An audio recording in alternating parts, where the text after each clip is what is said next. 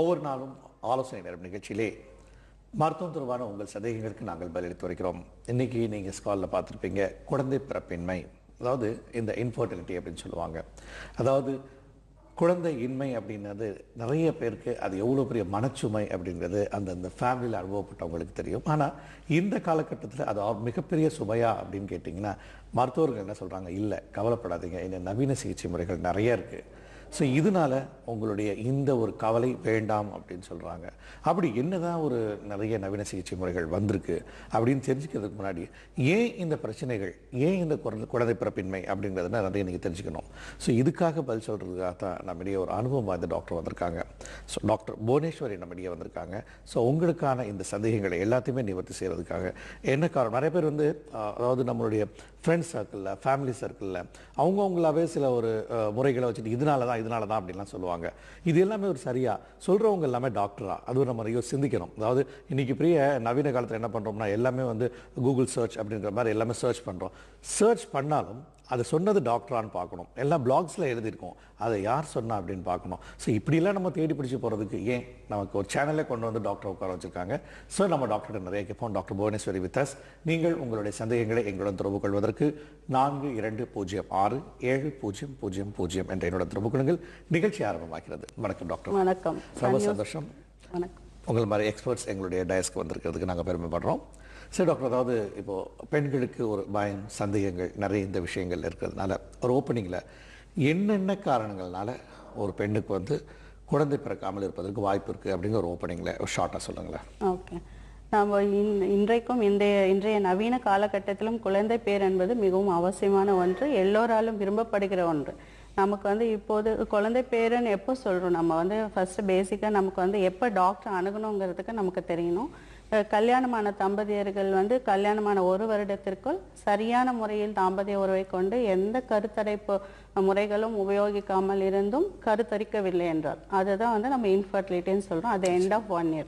So 2 வருடங்களுக்கு மேலாகவும் கருத்தரிக்கவில்லை என்றால் almost 80% அது எண்ட் ஆஃப் 2 years எல்லாருமே கருத்தரிப்பு நடக்கும், இப்போ எந்த ப்ராப்ளமும் இல்லாதப்போ. பட் 2 வருடங்களுக்கு அப்புறமும் நமக்கு கர்ப்பம் தரிக்கவில்லை என்றால் கண்டிப்பாக டாக்டரை அணுக வேண்டும். இது அதே மாதிரி ஏஜ் பொறுத்தும் இருக்கு. அதாவது இப்போ 30 வயதிற்குள் கல்யாணமானவர்கள் நமக்கு இந்த கிரைட்டீரியா கரெக்டாக இருக்கும். அதே நம்ம 35 வயதான பெண்மணிகளோ, இப்பெல்லாம் லேட் மேரேஜஸ் ரொம்ப காமனாக இருக்கு. அந்த மாதிரி இருக்கிறவர்கள் நம்ம 1 வருடமோ 2 வருடமோ எல்லாம் வெயிட் பண்ண முடியாது. அதற்காக 6 மாதங்கள் we can ட்ரை. நார்மலாக எல்லா இதுவும் நமக்கு ஃபிசிக்கலாக எதுவும் ப்ராப்ளம் இல்லைன்னு தெரிஞ்சதுன்னா, நமக்கு நார்மலாக எல்லாமே இருக்குது நம்ம ஃபீல் பண்ணோன்னா 6 மாதம் வரை ட்ரை பண்ணலாம். அதுக்கப்புறம் 6 மாதத்துக்கு மேல் கண்டிப்பாக ஒரு டாக்டரை அணுகி ஏதாவது குறைகள் இருக்கிறதா என்பது அட்லீஸ்ட் ஒரு செக்அப் செய்து கொள்ள வேண்டும். அதாவது உங்களுடைய கருத்து பிரகாரம் 2 ஆண்டு வெயிட் பண்ணலாம் அப்படிங்கிறீங்க. 1 வருடம் என்பது முழுமையாக 1 வருடம். அந்த 1 வருடத்தின் முடிவில் எல்லாம் நார்மலாக இருக்கிறதா என்று check பண்ணியிருந்தோம்னாக்கா then in 1 more year we can wait. அதுவும் நீங்க வயசு தான் சொல்றீங்க, ரொம்ப அதிகமான வயசு ஆயிருச்சுன்னா 20 30 வயதுக்குள்ள இருக்கிறவர்கள் அந்த மாதிரி வெயிட் பண்ணலாம். ரொம்ப நன்றி. ஒரு அழகான ஓப்பனிங் கொடுத்துருக்கீங்க. நமக்கு முதல் நேயர் வந்திருக்காங்க. ஹலோ வணக்கம். ஹலோ வணக்கம் சார். வணக்கம்மா. வணக்கம், சொல்லுங்க. டாக்டர்கிட்ட பேசணும் சார். சொல்லுங்க, உங்க பேர் என்ன, எங்க இருந்து பேசுறீங்க? நான் பிரியா, கும்பகோணத்துல இருந்து பேசுறேன். சொல்லுங்கம்மா பிரியா. எனக்கு கல்யாணம் ஆகி 13 மாசம் ஆகுது. 13 மாசம். சரிம்மா. நான் 2வது மாசத்துல இருந்து ட்ரீட்மெண்ட் ஆரம்பிச்சுட்டேன். 2வது மாதத்துல இருந்து. ஓகே, சொல்லுமா. ஒரு 6 மாசம் வெளியில காமிச்சிட்டு இருந்தேன். அதுக்கப்புறம் வேற டாக்டர், அவங்கள்ட்ட சரியாயிட்டு வேற டாக்டர்கிட்ட காமிச்சேன்.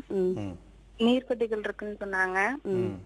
நீர்க்கட்டிகள் ரொம்ப அதிகமா இருக்கனால எனக்கு லேப்ரோஸ்கோபி பண்ணாங்க. சரிம்மா. லேப்ரோஸ்கோபி பண்ணி இப்போ 5 மாசம் ஆகுது. என்ன ஒன்னும் சரியான ரிசல்ட் கிடைக்கல. சரிம்மா. சோ இதுக்கு என்ன காரணம் அப்படின்னு கேட்க வரீங்க இல்லீங்களா? டாக்டர்கிட்ட கேட்போம். நிகழ்ச்சி நடந்து பாருங்க. சொல்லுங்க. ஓகேம்மா. நீங்க சொல்றதுலேருந்தே தெரியுது 2 மாதத்திலேயே நீங்க ட்ரீட்மெண்ட் போனீங்கன்னு சொல்லும் போதே உங்களுக்கு இந்த பிரச்சனை, மாதவிட பிரச்சனை முன்னாடியே இருந்ததா? கல்யாணத்துக்கு முன்னாடியே உங்களுக்கு அந்த ப்ராப்ளம் இருந்ததா?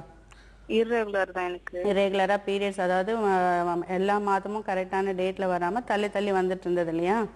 ஆமா ஆமா ஸோ அதனால தான் வந்து உங்களுக்கு நீர்க்கட்டிகள் இருக்குதுன்றது கரெக்டாக சொல்லியிருக்கிறார்கள். பிளட் டெஸ்ட்டும் பண்ணியிருப்பாங்க இல்லையா, சில ஹார்மோன்ஸ் எல்லாம் கரெக்டாக இருக்கான்னு பார்த்துருக்காங்களா? ஹார்மோன் டெஸ்ட் எல்லாம் பண்ணாங்க, எல்லாம் நார்மலா இருக்கு. சரியாக அதெல்லாம் பார்த்துருக்காங்க. அதுக்கப்புறம் லேப்ரோஸ்கோப்பிங்கிறதும் வந்து அதற்குரிய ஒரு ட்ரீட்மெண்ட் தான். அதாவது மெடிசின்ஸ் கொடுத்து நமக்கு வந்து எக் ஓவுலேஷன், அதாவது இந்த பிசிஓடின்னு சொல்லியிருப்பாங்க இல்லையா, நீர்க்கட்டிகள்ங்கிறது பாலிசிஸ்டிக் ஓவரின்னு சொல்கிறது. அதில் வந்து மாதம் என்ன மெயின் ப்ராப்ளம் என்னென்னா, நமக்கு கருமுட்டை வெளியாகிறது வந்து கரெக்டான டைமில் வந்து நடக்காது. அதாவது எல்லாருக்கும் ஒரு முட்டை வந்து மாதவிடாய் முடிந்த உடனே ஆரம்பித்து மாதத்தின் நடுவில், அதாவது 12வது நாள்லேருந்து 14வது நாள் வரைக்குள் அந்த முட்டையை வந்து பெரியதாகி அப்புறம் வெடித்து அதுக்கப்புறம் தான் கருத்தரிக்கிற வாய்ப்பை நமக்கு கொடுக்கும். அந்த இது வந்து நடக்காது. இந்த பாலிசிஸ்டிக் நீர்க்கட்டிகளில் வந்து ஹார்மோன்ஸ் ப்ராப்ளம் இருக்கிறதுனால நமக்கு வந்து அந்த முட்டை வெளியாகிறது கொஞ்சம் லேட் ஆகும். இப்போ நம்ம லேப்ரோஸ்கோபி பண்ணியிருக்கீங்க இல்லையா, அதுக்கப்புறம் உங்களுக்கு இப்போ பீரியட்ஸ் எப்படி வருது? ரெகுலராக மாதவிடாய் கரெக்டாக வருதா? இல்லை, காலர் கட் ஆகிட்டாங்க, நீங்கள் சொல்லுங்கள். காலர் கட் ஆகிட்டாங்க, காலர். ஓகே, இது காமனாக நம்ம பார்க்குறது. நிறைய பேருக்கு வந்து பார்த்தீங்கன்னாக்கா இல்லை, இப்போ அவங்க என்ன சொல்கிறாங்க அப்படின்னோம்னா, இந்த ட்ரீட்மெண்ட்டுக்கு அப்புறமும் எனக்கு இன்னும் சரி வர இல்லையே, இன்னும் நான் எவ்வளோ நாள் பொறுத்துட்டு இருக்கணும், உடனே அது சரியாயிடுமா அப்படிங்கிறது அவங்களுடைய கேள்வி. ஆமாம், இது என்னென்னா நம்ம வந்து லேப்ரோஸ்கோபிக்கு அப்புறம் பார்த்தீங்கன்னா எல்லாருக்குமே இந்த பாலிசிஸ்டிக் ஓவரி வந்து 100% க்யூரபிள் அப்படின்றது கிடையாது. லேப்ரோஸ்கோபிக்கு அப்புறம் 30% வந்து அவங்களுக்கு வந்து நார்மலாக ஓவலேஷன் நடக்கும். அதாவது மாதம் மாதம் கரெக்டாக அவங்களுக்கு வந்து மாதவிடாய் சரியாக வருகிறது அப்படின்னு சொன்னாலே நமக்கு வந்து அவங்களுக்கு முட்டை கரெக்டாக வருதுன்னு அர்த்தம். அது சில பேருக்கு பார்த்தீங்கன்னாக்கா கொடுக்குற மருந்துகளுக்கு வந்து ரெஸ்பான்ஸ் நல்லா இருக்கும். ஸோ இவங்க லேப்ரோஸ்கோபிக்கு அப்புறம் இப்போ ரெகுலராக அவங்களுக்கு வந்துட்டு இருக்கான்னு ஒன்று தெரியணும். ரெண்டாவது அவங்க வராததுனால தான் இந்த கேள்வியை கேட்டிருக்காங்க. ஸோ இந்த அதாவது மருத்துவ முறை எடுத்ததுக்கு அப்புறம் எவ்வளவு நாட்கள்ல இது வந்து சரி வரும்? யூசுவலா லேப்ரோஸ்கோபி பண்ணி இந்த ஓவரி அந்த பிசிஓக்கு ட்ரீட்மெண்ட் பண்ணியிருந்தோன்னா 6 மாதத்திற்குள்ளார அவங்க வந்து நார்மலா நிறைய பேர் 50% கன்சீவ் ஆயிடுவாங்க. 6 மாதத்திற்கு அப்புறமும் முடியல அப்படின்னா கண்டிப்பா போய் ஹஸ்பண்டுக்கு நார்மலா இருக்கான்னு செக் பண்ணணும். மற்ற ஃபேக்டர்ஸ் ஏதாவது இருக்கா, இவங்க உடல் பருமன் அதிகமாக இருக்கிறவர்களா இருந்தா ஃபர்ஸ்ட் வெயிட் ரிடக்ஷனும் டயட்டும் வந்து ரொம்ப ரொம்ப முக்கியம். இந்த பாலிசிஸ்டிக் ஓவரிங்கிறதுல வந்து வெயிட் ரிடக்ஷன் வந்து ரொம்ப வெரி இம்பார்ட்டன்ட். 6 மாசத்துல வந்து உங்களுக்கு பீரியட்ஸ் கரெக்டா வந்துரும்ங்கறீங்க இல்லீங்களா? 30%க்கு கண்டிப்பா ரெகுலரா வரும்போது they will conceive normally. Okay, ரொம்ப நன்றிமா. நமக்காக இன்னொரு நேரம் வந்திருக்காங்க. ஹலோ, வணக்கம். ஆலோசனை நேரம். ஹலோ ஹலோ, வணக்கம். என் பேர் சுமிதா. சொல்லுங்கம்மா சுனிதா. நான் பெங்களூர்ல இருந்து கூப்பிடுறேன். சொல்லுங்கம்மா. என் ஃப்ரெண்ட் ஒருத்தி இருக்கா, அவ துபாயில இருக்கா. 4 வருஷமா குழந்தை இல்ல. அவ இது நீர்க்கட்டி இருக்கனால குழந்தை இல்லாம அவளுக்கு வெயிட்டும் அதிகமா இருக்கிறா. அவங்களுக்கு வயசு என்ன? வயசு வந்து 26. சரி. 2 பேத்துக்கு எந்த ப்ராப்ளமும் இல்ல. நீர்க்கட்டி இருக்கனால டெஸ்ட் பேபியும் இது பண்ணாங்க, அதுவும் ஃபெயிலியர் ஆயிடுச்சு. ரொம்ப ஃபீல் பண்ணிட்டு இருக்கா. சரி, அவளுக்கு ஏதாவது சொல்யூஷன்? இதுவும் அது நீர்க்கட்டிகள் சம்பந்தமானதான். அதாவது அவங்க டெஸ்ட் பேபி வரைக்குமே போயிருக்காங்க. இந்த இதுல வந்துட்டு நார்மலா ஹார்மோன்ஸ் கண்ட்ரோல் ஆயிருந்து நம்ம வந்து வேற ஏதாவது ரீசன் இருந்திருக்கலாம், அவங்களுக்கு மருந்துகள் கொடுத்து ஒருவேளை அதுலயும் அவங்களுக்கு ரெஸ்பான்ஸ் இல்லாம இருந்திருக்கலாம். அதனால அவங்க டெஸ்ட் பேபி IVF வரைக்கும் போயிருக்கிறார்கள். ஹஸ்பண்டுக்கு நார்மலா இருக்கா என்றது நமக்கு தெரியாது. பட் நார்மலா இருந்ததுன்னா அப்போ வந்து நமக்கு IVFல கூட வந்து இட் இஸ் நாட் 100% சக்சஸ். எதுக்காக சொல்றேன்னா, பாலிசிஸ்டிக் ஓவரியில வந்து அந்த ஹார்மோன் LH ஹார்மோன் வந்து எப்பவுமே அதிகமாக இருக்கும்போது, அது இந்த பெண்மணியில பார்த்தீங்கன்னா குண்டா இருப்பாங்கன்னு அவங்களே சொல்றாங்க. வெயிட் ஜாஸ்தியாக இருக்கும்போது அந்த மேல் ஹார்மோன்ஸ் வந்து டாமினன்ட் இருக்கும். ஆண்களுக்கான ஹார்மோன்ஸ் அதிகப்படியாகவும் அந்த LHங்கிற ஹார்மோன் அதிகமாகவும் இருக்கும்போது ஈவன் IVF பண்ணும்போது கூட அந்த எக் குவாலிட்டின்னு சொல்றோம் இல்லையா, அந்த குவாலிட்டி வந்து சம்டைம்ஸ் வந்து கம்மியாக இருக்க வாய்ப்பு இருக்கிறது. அதனால IVFல கூட ஃபெயிலியர் ஆக சான்சஸ் இருக்கு. பட் இருந்தாலும் அவர்கள் மறுபடியும் ட்ரை பண்ணலாம். IVFல வந்து நிறைய மெத்தட்ஸ் இப்போ வந்திருக்கு. ஒரு முறை நெகட்டிவான அடுத்த முறை ஆகணும்னு கிடையாது. நிறைய ஒரு சின்ன சந்தேகம். அதாவது இவங்களுக்கு வந்து பாலிசிஸ்டிக் PCOD ப்ராப்ளம் தெரிஞ்சு போச்சு இல்லைங்களா? அந்த PCODயை கரெக்ட் பண்ணிக்கிட்டு தானே நம்ம வந்து இன்கேஸ் அடுத்த ஃபர்தருக்கு போவோம். இவங்களுக்கு PCOD இருக்கும்போதே IVF போகிறது வந்து சரியான முறையா? இல்லை, அது சரியான முறை இல்லை. ஏன்னா PCOD பாலிசிஸ்டிக் ஓவரிங்கிறது ஈஸியாக வந்து கன்சீவ் ஆகலாம். டெஸ்ட் பேபிங்கிறது லாஸ்ட் ஆப்ஷனாக தான் இருக்க முடியும். அது எதுக்காக சொல்றேன்னா, பாலிசிஸ்டிக் ஓவரியில் வந்து மெயினாக சில பேர் பார்த்தீங்கன்னா ஜஸ்ட் 10% வெயிட் ரிடக்ஷன் பண்ணாலே நிறைய பேர் கன்சீவ் ஆகிட்டு வந்துருவாங்க. நிறைய கிளினிக்கில் சீக்கிரம் கன்சீவ் ஆகுறவங்கன்னு பார்த்தீங்கன்னா இந்த பாலிசிஸ்டிக் ஓவரியாக தான் இருக்க முடியும். ரெண்டாவது டயட். அவங்க நம்ம சொல்கிற மாதிரி ஒரு 3 months வந்து நார்மலாக லோ கார்போஹைட்ரேட் டயட்டும் அந்த லோ கிளைசிமிக் இண்டெக்ஸ்ன்னு சொல்லுவோம். அந்த அவங்களுக்கு எல்லாம் பார்த்தீங்கன்னா இன்சுலினோட ரெசிஸ்டன்ஸ் ஜாஸ்தியாக இருக்கும். அப்போ அந்த மாதிரி ஃபுட்டெல்லாம் அவாய்ட் பண்ணாலே பாதி பேருக்கு வந்து நார்மலாகவே ஓவலேஷன் நடந்து ப்ரெக்னென்சி ஆகிறதுக்கு இருக்கு. இருக்கு. அடுத்தபடியா போகணும்னா இதுலயும் அவங்களுக்கு வந்து சில பேரால வெயிட் ரிடக்ஷன் பண்ண முடியாது, டயட்டை கண்ட்ரோல் பண்ண முடியல, இருந்தாலும் என்னால முடியல டாக்டர் அப்படின்னும் போது we have to go for the some drugs, அதாவது ஓவுலேஷனுக்காக சில மாத்திரைகள் கொடுத்து முட்டை வெளிவரத்துக்கு கொடுக்கலாம். ரெண்டாவது வந்து இந்த இன்சுலின் ரெசிஸ்டன்ஸ் சொல்றேன் இல்லைங்களா, அந்த மாதிரி இதை குறைக்கிறதுக்கும் இப்பெல்லாம் வந்து லேட்டஸ்டா நிறைய ட்ரக்ஸ் இருக்கு. ஆமா, அதுலயும் வந்து நமக்கு அந்த இன்சுலின் ரெசிஸ்டன்ஸ் குறையும், வெயிட் லாஸ் இருக்கும், அந்த சேஞ்சஸ் எல்லாம் நடக்கும்போது அந்த டெஸ்டோஸ்டெரான்ங்கிற ஹார்மோன் எல்லாம் கம்மி ஆகும்போது நமக்கு நார்மலாவே இந்த கரு வந்து வெளியில வந்து கருமுட்டை வெளியே வந்து கன்சீவ் ஆகிறதுக்கு அதிகப்படியான வாய்ப்புகள் இருக்கு. நீங்க மெட்ஃபார்மின் மாதிரி மெட்ஃபார்மின் அண்ட் இப்பெல்லாம் நிறைய அந்த மாதிரி ட்ரக்ஸ் போடும்போது இப்போ இவங்களை பொறுத்த வரைக்கும் உங்களுடைய பதில் என்ன? இவங்களுக்கு ஆல்ரெடி ஒரு முறை ஐவே போயிருக்கிறதுனால நமக்கு அந்த டீட்டெயில்ஸ் நம்ம பார்க்கணும். அதாவது கருமுட்டை எத்தனை வந்தது, அந்த டைம்ல ஏதாவது ப்ராப்ளம் இருந்ததா, அந்த குவாலிட்டி இதெல்லாம் நமக்கு அந்த டீட்டெயில்ஸ் இருந்ததுன்னா அதில் ஏதாவது ப்ராப்ளம் இருந்ததுன்னா அதை ரெக்டிஃபை பண்ணி again they can go for. அதே இன்னொன்று சொல்ல விரும்புகிறேன், ஒரு சில பேர் இந்த பாலிசிஸ்டிக் ஓவரி இருக்கும், ஒரு டைம் ஐவி பண்ணி ஃபெயிலியர் ஆனாலும் நிறைய பேர் நார்மலாக கூட கன்சீவ் ஆகிறதுக்கு வாய்ப்புகள் இருக்கிறது. அதுக்கப்புறம் கூட.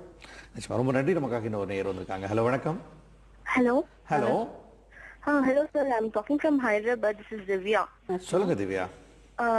சார், நான் மேடம் கிட்ட கொஞ்சம் பேசணும். மேடம் கேட்டுட்டு இருக்காங்க. Ma'am, I was trying for conception from past few months. So regularly I was visiting a doctor, and they had asked me to take an hormone test. So my hormone test was in FSH it was 6.89, and in LSH was 6.59. So whenever I try for conception, அது அடுத்த cycle வரச்ச கரெக்டா fever வந்துடுது, இல்ல I get some kind of disappointment, like fever வந்துடுது. அதான் 2 times try பண்ண இதே மாதிரி 2 times the same thing happened. And they also said that everything was quite normal, follicular growth எல்லாமே நார்மலா இருந்துச்சு, நல்ல ரிசல்ட் கொடுத்துச்சுன்னு சொன்னாங்க, because I had been in treatment from the second day of my cycle itself. So progesterone அதெல்லாம் ஹார்மோன்ஸ்ல tablets எல்லாம் கரெக்ட்டா தான் எடுத்துனேன், but I don't know why this fever comes suddenly, you know. சரிமா, டாக்டர் கேப்போம். சொல்லுங்க. நீங்க கல்யாணம் எத்தனை மாசம் ஆயிட்டுக்குமா? சில மாதங்கள் சொன்னீங்க, எத்தனை மாதம் ஆகிறது கல்யாணம் ஐயா? how many months? It's already been 2 years, madam. Okay, 2 years. Okay. Doctor பதில் சொல்லுவாங்க. சொல்லுங்க. ஓகே, இப்போ இவங்களுக்கு பாத்தீங்கன்னா எல்லாமே நார்மலா இருக்குன்னு செக் பண்ணிருக்காங்க. மாதம் அந்த மாதவிடாய் வர்றதுக்கு முன்னாடி அவங்க சொல்றது பதில அந்த ஃபீவர், ஒரு மாதிரி டிசப்பாயின்மெண்ட் எல்லாமே சொல்றாங்க. More stress she is having. And பேசிக்கலா எல்லாமே நார்மலா இருந்தா கூட சில பேர் பாத்தீங்கன்னா அதிகப்படியான அந்த எதிர்பார்ப்பு வந்து அந்த பீரியட்ஸ் வர்றதுக்கு முன்னாடியே ஸ்டார்ட் ஆயிடும். அதாவது ஒரு வாரத்துக்கு முன்னாடியே வந்து எல்லா சிம்டமே வந்து அவங்க வந்து ஓகே நமக்கு பீரியட்ஸ் வந்துருமோ என்ற கவலையிலே பாதி பேர் இருப்பாங்க. அந்த மாதிரி இருக்கும்போது ஹார்மோன்ஸ் வந்து நிறைய ஃப்ளக்சுவேட் ஆகும். அதாவது ப்ரொலாக்டின்ங்கிற ஒரு ஹார்மோன் வந்து ரொம்ப ரொம்ப மோசமான ஹார்மோன். இந்த பிரெக்னன்சி வந்து நிறைய பேருக்கு அபார்ஷன் ஆகிறதுக்கோ அந்த ஏர்லி பிரெக்னன்சி லாஸ்க்கெல்லாம் கூட அது ஒரு முக்கியமான காரணமா இருக்கலாம். அதனால அந்த நம்ம ஆன்சைட்டி லெவலை கம்மி பண்ணி இந்த டிப்ரெஷன் எல்லாம் கம்மி பண்ணி ரிலாக்ஸ்டா இருந்தாலே இப்போ எல்லாம் நார்மலா இருக்கும்போது நம்ம கண்டிப்பாக கன்சீவ் ஆகிறதுக்கு வாய்ப்புகள் நிறைய இருக்கிறது. இவங்களுடைய காரணத்துக்கு, இவங்களுடைய இந்த ப்ராப்ளத்துக்கு காரணம் மனநிலை. she has to ஸ்ட்ரெஸ் வந்து கம்மி பண்ணிட்டு she has to take it lightly. இப்போ 2 years ஆகுறதுனால கண்டிப்பா வேற ஏதாவது ப்ராப்ளம் இருக்கலாம், மிஸ் பண்ணிருக்கலாம். அந்த மாதிரி இருந்தால் ஈவன் பேசிக் டெஸ்ட் பண்ணியிருக்கீங்க, ஓகே. எல்ஹெச்சும் கொஞ்சம் பார்டர் லைனில் இருக்குது, அதாவது 6.5 அப்படின்னு சொன்னாங்க. லெஸ் தென் 4 இருந்தால் யூஸ்வலாக நல்லா இருக்கும். அதுக்கப்புறமும் நம்ம வந்து ஏதாவது லேப்ரோஸ்கோப் ஏதாவது பண்ணி நமக்கே கண்ணுக்கே தெரியாமல் சில இது வந்து உள்ளே இருக்கும். நிறைய பேருக்கு சிம்டம்ஸ் இருக்காது. சில கண்டிஷன்ஸ் லைக் எண்டோமெட்ரோசிஸ் எல்லாம் பார்த்தீங்கன்னா லேப்ரோஸ்கோபி பண்ணும்போது தான் நமக்கு தெரியும். அது நார்மலாக வந்து நம்ம ஸ்கேனில் வந்து சிஸ்ட் ஃபார்ம் ஆனதுக்கப்புறம் தான் பார்க்க முடியும். சில பேருக்கு ஏர்லி ஸ்டேஜ் இருக்கிறது வந்து நம்மளால கண்டுபிடிக்க முடியாது. ஸோ 2 வருடங்கள் எல்லாமே நார்மலாக இருக்குது, எல்லாமே நடந்துட்டுருக்கு, இன்னமும் முடியலன்னா நீங்கள் ஃபஸ்ட்டு ரிலாக்ஸ் பண்ணிக்கோங்க, ஸ்ட்ரெஸ் ஏதாவது இருந்தால் அவாய்ட் பண்ணிக்கோங்க. அதுக்கப்புறமும் நமக்கு கரு தரிக்க முடியவில்லை என்றால் கண்டிப்பாக லேப்ரோஸ்கோபி பண்ணுறது ஒரு. ரொம்ப நன்றி. நமக்காக இன்னொரு நேயர் வந்திருக்காங்க. ஹலோ, வணக்கம். ஹலோ ஹலோ வணக்கம் சார். கல்யாணம் ஆகி 15 வருஷம் ஆகுது. சொல்லுங்கம்மா. நாங்களே இதுவரையும் ட்ரீட்மெண்ட் எடுத்துக்கிட்டு தான் இருந்தோம். இதனால் வரையிலும் ஒரு நாள் கூட குழந்தை சமைச்சது கிடையாது. என்ன வயசாகுதுமா உங்களுக்கு? எனக்கு வயசு 32 ஆகுது. சரிம்மா. கல்யாணம் ஆகி எத்தனை வருஷமாவது? 15 வருடம். 15 15 வருஷமாவது. ஓகே. இப்ப டாக்டர் கிட்ட போய் பாத்திருக்கீங்களா? ஏதாவது டெஸ்ட் எல்லாம் பண்ணிருக்கீங்களா? அதெல்லாம் பார்த்து ஒரு நாள் விட்டு ஒரு நாள் ஸ்கேன் எல்லாம் பார்த்து அதெல்லாம் கருமுட்டை எல்லாம் நல்லா உடையுது, ஓகேம்மா. வளருது. ஆனா டியூப் எல்லாம் நல்லா இருக்கான்னு பாத்திருக்காங்களா? எல்லாமே நீர்க்கட்டி ஆபரேஷன் எல்லாம் நீர்க்கட்டி ஆபரேஷன் பண்ணிருக்காங்க. அப்புறம் உங்க கணவருக்கு எல்லா டெஸ்டும் நார்மலா இருக்காமா? எல்லாமே 2 பேருக்குமே எல்லாம் நார்மலா இருக்கு. ஓகேம்மா. லாப்ரோஸ்கோபி பண்ணும்போது எதுவும் ப்ராப்ளம் இல்லைன்னு சொன்னாங்களா? உள்ள எல்லாம் அடைப்புலாம் எல்லாம் நல்லா இருக்குன்ட்டாங்க. சரி, அடைப்பு எல்லாமே பார்த்து எதுவும் கிடையாது அப்படின்ட்டாங்க. சரிம்மா. ஓகே. வேற ஹாஸ்பிட்டலுக்கு போனா அவங்க சொன்னாங்க டெஸ்ட் பேபி தான் உங்களுக்கு வைக்கலாம் அப்படின்னு சொன்னாங்க. சரிம்மா. சரி, டாக்டர் கேட்போம். டாக்டர் கேட்போம். ஓகேம்மா. இவங்களது பார்த்தீங்கன்னா 15 வருடம் கல்யாணம் ஆகி எல்லா டெஸ்ட்டும் ஆல்மோஸ்ட் அவங்க எல்லாம் பண்ணியிருக்காங்க, நார்மலாக இருக்குது. ஈவன் லேப்ரோஸ்கோப்பிலையும் போயிட்டு அதெல்லாம் பண்ணியிருக்காங்க, நார்மலாக இருக்குன்னு சொல்கிறாங்க. இவங்கள முக்கியமாக என்னென்னா அன்எக்ஸ்பிளைன்ட் இன்ஃபர்டிலிட்டிங்கிறது, அதாவது 10%க்கு பார்த்தீங்கன்னா எல்லாமே நார்மலாக இருக்கும், ஆனாலும் கன்சீவ் ஆக மாட்டாங்க. நம்ம எல்லாம் ஒவ்வொரு டாக்டராக மாற்றிட்டே இருப்பாங்க. ஒரு 4 வருஷம் ஒரு டாக்டர்கிட்ட போவாங்க, எல்லாம் நல்லா இருக்கான்னு சொல்கிறாங்க, ஆனால் நிற்க மாட்டேங்கிறது. அகைன் இன்னொரு டாக்டர்கிட்ட போயிட்டே இருப்பாங்க. இப்படியே டைம் பாஸ் ஆகிட்டே போகும். இவங்களுக்கு ஒன்ஸ் வந்து நம்ம எல்லாமே நார்மல் பார்த்துட்டு ஒரு 6 மாதமோ 1 வருடமோ வெயிட் பண்ணோம்னா அதுக்கப்புறம் வந்து கண்டிப்பாக அன்எக்ஸ்பிளைன்ட் இன்ஃபர்டிலிட்டிக்கு வந்து 2 ஆப்ஷன் தான் ட்ரீட்மெண்ட். வந்து நம்ம வந்து ஒன்று ஐயுஐ ஒன்று பண்ணலாம், இரண்டாவது அதாவது இன்ட்ராயூட்ரைன் இன்செமினேஷனுங்கிறது, இல்லைன்னா கண்டிப்பாக ஐவிஎஃப் வந்து ஒரு ஆப்ஷன். எதுக்காக சொல்கிறேன் என்றால் இது வந்து நம்ம அந்த இந்த அன்எக்ஸ்பிளைன் இன்ஃபர்டிலிட்டியில் வந்து 2 காரணம் இருக்கலாம். சர்விக்ஸில் வந்து அதாவது கர்ப்பப்பையோட வாயில் வந்து ஏதாவது ப்ராப்ளமோ ஒரு ஆன்டிபாடியோ இருக்கலாம். ரெண்டாவது ஃபெர்டிலைசேஷன், நமக்கு வந்து அந்த கருமுட்டையும் விந்துவும் கலந்து கரு உண்டாகுதாங்கிறது தெரியாமல் இருக்கலாம். எந்த விதமான மருத்துவ ட்ரீட்மெண்ட்லையும் இதுலேயும் பார்க்கும்போது நார்மலாக சிம்பிள் ட்ரீட்மெண்ட்டில் வந்து நமக்கு அதை வந்து கண்டுபிடிக்க முடியாது. அதனால் அன்எக்ஸ்பிளைன் இன்ஃபர்டிலிட்டி நம்ம டயக்னோஸ் பண்ணோன்னா எவ்வளோ சீக்கிரம் முடியுமோ அவ்வளோ சீக்கிரம் வந்து ஐயுஐ ஃபெயிலியர் ஆனால் கண்டிப்பாக டெஸ்ட்டு பேபி பண்ணுறதுல ஒன்றும் தப்பு கிடையாது. இவங்களுக்கு 15 வருடம் எல்லாமே நார்மலாக இருக்குன்னு சொல்கிறாங்க. ஐயுஐ செய்யவில்லை என்றால் அது வந்து 1 or 2 times அட்டம் பண்ணலாம். அப்படி இல்லைன்னா கண்டிப்பா டெஸ்ட் பேபி பண்ண சொன்னாலும் அதுல அதிகப்படியான சக்சஸ். இன்னொன்று சொன்னாங்க, நான் வந்து பிசிஓடிக்கான லாப்ரோஸ்கோபி பண்ணிருக்காங்க. ஆனா உங்களுக்கு பிசிஓடி ப்ராப்ளமும் இருந்திருக்கு. ஆனா அவங்க சொல்றாங்க ரெகுலரா எனக்கு ஸ்கேன் பண்ணாங்க, முட்டைலாம் கரெக்டா வருது அப்படின்னு சொல்லியிருக்காங்க. அதனால அது வந்து ப்ராப்ளம் கரெக்டா இருக்க மாதிரி தெரியுது. நிச்சயமா டாக்டர். ஸோ உங்களுக்கு சஜஷன் உங்களோட ஐயுஐ பண்ணுறது பெட்டர் அப்படின்னு சொல்ல வரீங்க இல்லைங்களா? அப்படி இல்லைன்னா ஐவிஎஃப் போகலாம் நெக்ஸ்ட் அப்படிங்கிறது. ரொம்ப நன்றிமா உங்களுடைய கேள்விக்கு. டாக்டர் நமக்காக இன்னொரு நேயர் வந்திருக்காங்க. ஹலோ, வணக்கம். ஹலோ, வணக்கம். வணக்கம். வணக்கம். நான் பெங்களூர்ல இருந்து பவானி பேசுறேன் சார். சொல்லுங்க பவானிமா. இந்த மாதிரி எங்க தங்கச்சிக்கு வந்து லண்டன்ல இருக்காங்க. அவங்களுக்கு வந்து குழந்தை இல்லாம 2 வருஷம் ஆச்சு கல்யாணம் ஆகி, இன்ன வரைக்கும் குழந்தை இல்ல. இப்போ டாக்டருக்கு செக் பண்ணாக்கா யூட்ரஸ்ல ஃபைப்ராய்டு இருக்குதுன்றாங்க. அது ஃபைப்ராய்டு அதை ஆப்ரேட் பண்ணா கூட அவங்களுக்கு அந்த கர்ப்பப்பையில இருக்கிற முட்டை growth இல்லைன்னு சொல்றாங்க. அதுக்காக என்ன செய்யலான்றதுக்காக எனக்கு ஒரு அபிப்பிராயம் கொடுத்தா நல்லா இருக்கும். அவங்களுக்கு வயது என்னமா? அவங்களுக்கு வயசு இப்ப வந்து 40 years ஆகுதுங்க. அது மேரேஜ் ரொம்ப லேட் ஆச்சு. 38 years மேரேஜ் ஆனது. சரி சரி சரி. அவங்களுக்கு வந்து அவங்களுடைய ஃப்ரெண்டு ஒருத்தங்களுக்காக கேட்டாங்க, 42 வயசு ஆகுது அப்படின்னு சொல்லி. அதுக்கு என்ன பதில் சொல்றீங்க? இவங்களுக்கு நான் சொல்ல விரும்புறது என்னன்னா 42 வயசு அது ஒரு மேஜர் டிஸ்அட்வான்டேஜ். ஏஜ் வந்து நிறைய பேருக்கு ட்ரீட்மெண்ட் சக்ஸஸ் வந்து டிட்டர்மைன் பண்ணுறதே வந்து ஏஜ் வந்து முக்கியமான இது. ரெண்டாவது ஃபைப்ராய்டு. அதுதான் எதுக்காக ஏஜ் சொல்கிறேன்னா ஒரு 35 இயர்ஸ்க்கு அப்புறம் பார்த்தீங்கன்னா இந்த மாதிரி சின்ன சின்ன ப்ராப்ளம்ஸ் வந்து ஸ்டார்ட் பண்ண ஆரம்பிக்கும். இவங்களுக்கு ஃபைப்ராய்டுங்கிறது ஒரு அடிஷ்னலாக ஒரு ப்ராப்ளம் இருக்குது. அண்ட் இன்னொரு இது சொன்னாங்க, எக்கு குவாலிட்டி கண்டிப்பாக 40 இயர்ஸ்க்கு அப்புறம் எக்கு குவாலிட்டி கம்மியாக தான் இருக்கும். ஸோ ஃபைப்ராய்டு வந்து கண்டிப்பாக முதலில் நீக்கணும். ஆனால் அந்த ஃபைப்ராய்டுக்கு வந்து நம்ம வந்து எங்கே இருக்குன்றது ஃபர்ஸ்ட் ஐடென்டிஃபை பண்ணணும். ஃபைப்ராய்டு எல்லா ஃபைப்ராய்டுமே எடுக்கணும்னு அவசியம் கிடையாது. அதாவது கர்ப்பப்பையில் பார்த்தீங்கன்னா இந்த இடம் தான் வந்து இதுதான் வந்து உள்ள எண்டோமெட்ரியம்னு சொல்றது. அது கேவிட்டி, அதாவது கரு தங்குற இடம். இந்த இடத்துல ஃபைப்ராய்டு இருந்தால் ஈவன் 1 சென்டிமீட்டர் இல்லை 2 சென்டிமீட்டர் ஃபைப்ராய்டு இருந்தாலும் கண்டிப்பாக நீக்கப்பட வேண்டும். அதுக்கப்புறம் பார்த்தீங்கன்னா இந்த மாதிரி மயோமெட்ரியம் அந்த சதை இருக்குல்ல, இதில் இருக்கிற ஃபைப்ராய்ட்ஸ் வந்து ரொம்ப சின்ன சின்னதாக இருந்ததுன்னா அதை பற்றி நம்ம வந்து எதுவும் டிஸ்டர்ப் பண்ண தேவையில்லை. அதே ஃபைப்ராய்டு உள்ள கேவிட்டியில் அழுத்திட்டு இருக்கு அப்படின்னு சொன்னோன்னா, அதாவது 50% ஆஃப் த ஃபைப்ராய்டு வந்து கேவிட்டிக்கு உள்ளார, அதாவது கரு தங்குற இதுக்கு உள்ளார வருது அப்படின்னா அதையும் கண்டிப்பாக நீக்கப்பட வேண்டும். இப்போ கர்ப்பப்பையோட அவுட் சைடில் ஃபைப்ராய்ட்ஸ் இருந்ததுன்னா நமக்கு ஆல்ரெடி அவங்களுக்கு ஏஜ் 42 ஆயிடுச்சு, இதெல்லாம் ஆப்ரேஷன் பண்ணி அகைன் வெயிட் பண்ணுற டைமுக்கு அந்த ஃபைப்ராய்ட்ஸ் யூஸ்வலாக சின்னதாக இருந்தாலோ அது வந்து கரு தங்குறதுக்கு எந்த பாதிப்பையும் கொடுக்காது. ஆனால் இவங்களுக்கு ஃபைப்ராய்ட்னால ஒரு ப்ளீடிங் ப்ராப்ளமோ யூட்ரஸில் ரொம்ப சிவியர் பெயினோ ஏதாவது ப்ராப்ளம் இருந்தால் கண்டிப்பாக ஃபைப்ராய்டு எடுத்துட்டு ஐவிஎஃப்ஓ எந்த ட்ரீட்மெண்ட் பண்ணாலும் சக்ஸஸ் நிறைய இருக்கும். அதே மாதிரி ஃபைப்ராய்ட்ஸ் வந்து இப்போ லேட்டஸ்ட்டாக வந்து நம்ம லேப்ரோஸ்கோப்பிலும் உள்ளே இருக்கிற ஃபைப்ராய்ட்ஸ் எல்லாம் ஹிஸ்ட்ரோஸ்கோப்பில் வந்து அழகாக எடுத்து விடலாம். அப்படி இருக்கும்போது எடுத்துட்டு அவங்க ஐவிஎஃப் பண்ணும்போது சக்ஸஸ் அதிகப்படியாக இருக்கும். உங்களுக்கான ப்ராப்ளம் வந்து ஃபைப்ராய்டா இல்ல வந்து முட்டை ஃபைப்ராய்டு உள்ள இருந்ததுன்னா கண்டிப்பா ஃபைப்ராய்டு வந்து ஒரு மெயின் ப்ராப்ளம். இந்த 2 வருடம் கூட கரு தங்காம இருந்ததுக்கு ஒருவேளை அது ஒரு காரணமாக இருந்திருக்கு. சரி, ஃபைப்ராய்டு நம்ம எடுத்துட்டோம் அப்படின்னா ஏற்கனவே இன்னொரு எக்ஸ் காசிட்டி சொல்றாங்களே சரியா? அவங்களுக்கு பிகாஸ் 42 இயர்ஸ்ங்கனால அந்த டாக்டர் ஏதாவது ஹார்மோன் டெஸ்ட்னு ஒன்று பார்க்கணும். நம்ம பீரியட்ஸ் வந்து 2வது நாளோ 3வது நாளோ ஒரு FSHங்கிற டெஸ்ட், இன்னொரு இப்போ லேட்டஸ்ட்டாக AMHன்னு ஒரு டெஸ்ட் சொல்கிறோம், அதாவது ஆன்டி முல்லேரியன் ஹார்மோன். முன்னெல்லாம் பார்த்தீங்கன்னா அந்த ஹார்மோன் FSHங்கிறது ஒவ்வொரு மாதமும் பார்க்கணும். அந்த மாதத்தில் நமக்கு தெரியாது, இந்த மாதம் நார்மலாக இருக்கும், அடுத்த மாதம் பார்த்தீங்கன்னா வேற டிஃப்ரெண்ட்டாக இருக்கும். அப்போ நம்மளால அசஸ் பண்ண முடியாது அவங்களோட குவாலிட்டி எப்படி இருக்கும், ட்ரீட்மெண்ட்டோட சக்ஸஸ் எப்படி இருக்குன்றது நமக்கு தெரியாது. ஆனால் இப்போ அந்த AMHங்கிற டெஸ்ட் வந்து நம்ம சைக்கிளோட எந்த டேட்லனாலும் பண்ணலாம். அதே மாதிரி அந்த டெஸ்ட் வந்து நமக்கு ஆல்மோஸ்ட் இப்போ பார்த்தீங்கன்னா 80-90% நமக்கு கரெக்டாக ப்ரிடிக்ட் பண்ணும். அந்த டெஸ்ட் பண்ணும்போது உங்களுக்கு எவ்வளோ குவாலிட்டி எக்கு வரும், எவ்வளோ அளவுக்கு சக்ஸஸ் கொடுக்கும். அந்த AMH டெஸ்ட்டுன்னு ஒன்று வந்து இப்போ ரீசெண்டாக எல்லாருக்கும் பண்ணிட்டு இருக்கோம். அபவ் 38 இயர்ஸ் இருந்தாலே அந்த டெஸ்ட் பண்ணிட்டு எந்த ட்ரீட்மெண்ட்டுக்கும் கொஞ்சம் சீக்கிரமாக போகலாம். ரொம்ப நன்றி. நமக்கு ஒரு நேயர் வந்திருக்காங்க. ஹலோ, வணக்கம். வணக்கம் சார், நான் நித்யா பேசுறேன் ஜெய்ப்பூர்ல இருந்து. வணக்கம் நித்யாமா. சார், எனக்கு வந்து PCOD ப்ராப்ளம் இருந்தது கல்யாணத்துக்கு முன்னாடி. சரிம்மா. இப்போ மேரேஜ் ஆகி 2.5 இயர்ஸ் ஆகுது. நித்யாமா, வயசு என்னம்மா?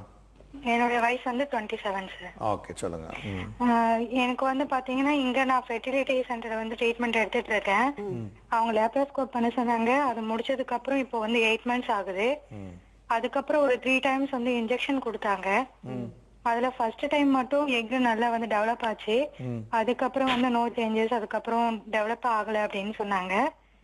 இப்போ என்னோடது வந்து FSH வந்து 17 பாயிண்ட் இருக்கு, LH வந்து 13 பாயிண்ட் இருக்கு. இது ஃபர்தரா ட்ரீட்மெண்ட்டை கண்டினியூ பண்ணலாமா இல்ல ஸ்டாப் பண்ணிட்டு நேச்சுரலா கன்சீவ் ஆகிறதுக்கு சான்சஸ் இருக்கா? நான் டயட்லயும் இருக்கேன், எக்ஸசைஸ் இந்த மாதிரி எல்லாமே பண்ணிட்டு இருக்கேன். சரிம்மா, இப்போ வந்து நீங்க அந்த ஹார்மோன் டெஸ்ட் வந்து பீரியட்ஸ் வந்த 2வது நாள் இல்ல 3வது நாள் பண்ணீங்களா இல்ல நடுவுல பண்ணீங்களா? 2வது நாள் தான் பண்ணோம். ஓகே, இது வந்து PCOD பண்ணியிருக்காங்க. அதுக்கப்புறம் பார்த்தீங்கன்னா சில மாதங்கள் வந்து அவங்களுக்கு முட்டை வந்திருக்கு, அதுக்கப்புறம் பார்த்தீங்கன்னா ரெஸ்பான்ஸே வரல. இதில் வந்து 2 காரணங்கள் இருக்கலாம். ஒன்று வந்து அவங்களோட ஹார்மோன்ஸ் வந்து லெவல் ரொம்ப ஹையாக இருக்குது.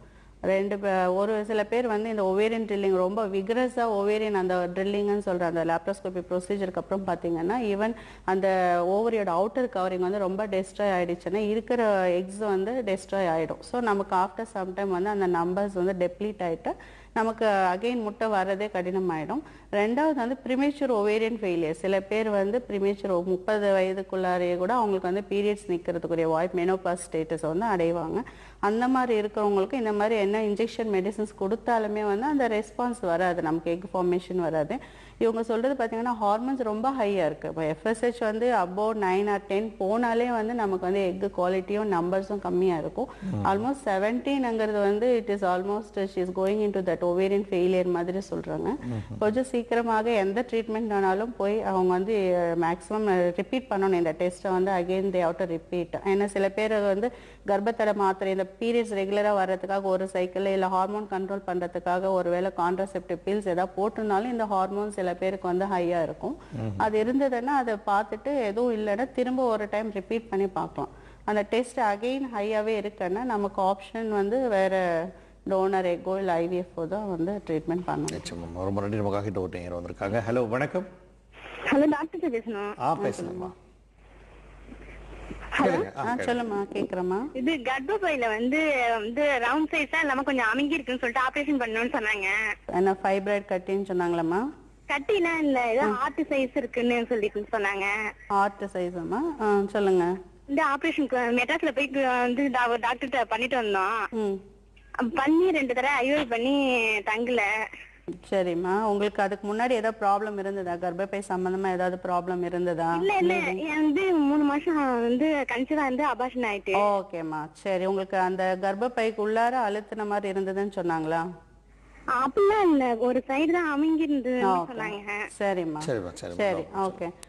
இது ரொம்ப அருமையான கேள்வி. ப்ளஸ் இது வந்து ரொம்ப நல்லா வந்து அவங்க கேட்டிருக்காங்க. சொன்னதும் வந்து பேஷண்ட்டோட ஹிஸ்ட்ரியில தான் நமக்கு பாதி டயக்னோசிஸ் இருக்குன்னு சொல்லுவாங்க. அவங்க சொல்றது வந்து கர்ப்பப்பை வந்து ஒரு பக்கமா அழுத்தி இருக்குன்னு சொன்னாங்க.